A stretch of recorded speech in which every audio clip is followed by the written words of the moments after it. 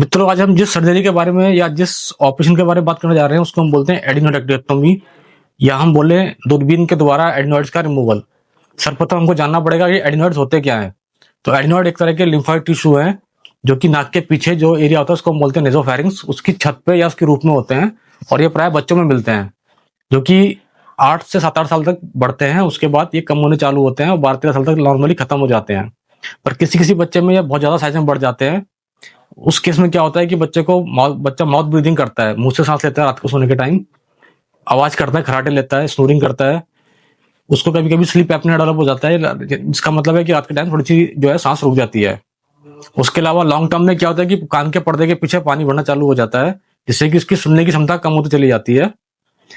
क्योंकि बच्चा मुंह का इस्तेमाल कर रहा होता है खाने के लिए भी और सांस लेने के लिए भी, तो क्या होता है कि वो खाना स्वतः कम कर देता है, जिसकी वजह से उसका जो वेट है वो एज के साथ में बढ़ता नहीं है, जिसको हम बोलते हैं फेलियर टू थ्राइव। तो ये यदि ये सब सिम्टम हमको दिखाई दे रहे हैं पेशेंट बच्चे के अंदर में, ये सब लक्षण दिखाई दे रहे हैं, तो हम सिर्फ सर्जरी के लिए एडवाइस करते हैं। उससे पहले कुछ जांचें करी जाती है, जैसे हम बोलते हैं इसको एक्सरे नेसोफेरिंक्स, लेटरल व्यू, और एक कान की जांच होती है, इसको हम बोलते हैं इम्पीडेंस ऑडियोमेट्री। अगर इम्पीडेंस ऑडियोमेट्री में बी टाइप या फ्लैट टर्म मिल रहा है और सिम्टम है और एक्सरे में अगर एडिनोइड्स बढ़े हुए हैं जो कि सिग्निफिकेंट एनलार्जमेंट है उनका, जो कि एयरवे को नैरो कर रहे हैं, तब हम इसकी सर्जरी के लिए जाते हैं।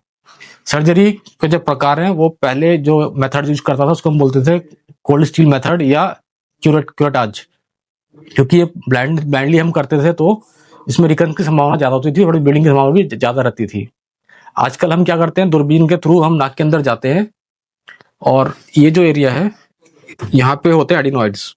तो नाक के थ्रू हम दूरबीन के थ्रू जाते हैं और मुंह के थ्रू हम कोऑब्लेटर, जो एक इंस्ट्रूमेंट होता है, वो हम यूज करते हैं। कोऑब्लेटर से क्या होता है कि ब्लीडिंग कम से कम होती है और जो सर्जरी जल्दी होती है, सर्जरिकल टाइम कम हो जाता है, ब्लीडिंग कम से कम होती है, रिकवरी जल्दी होती है। इस सर्जरी के बाद पेशेंट बहुत सारे पूछते हैं कि क्या रिकरेंस की संभावना रहती है। तो यदि मेटिकुलसली उसको हम निकालें तो संभावना कम रहती है, बट फॉलोअप करना बहुत जरूरी है। अगर सिम्टम दोबारा हो रहे हैं तो हमको दोबारा एक्सरे वगैरह करके देखना पड़ता है कि दोबारा तो एडिनोइड्स आ नहीं रहे हैं। वैसे नॉर्मली ये आफ्टर सर्जरी नहीं आते हैं, और वैसे भी अगर हल्के फुल्के आते भी हैं तो वो एज के साथ में 12-13 साल में खत्म होने चालू हो जाते हैं। धन्यवाद।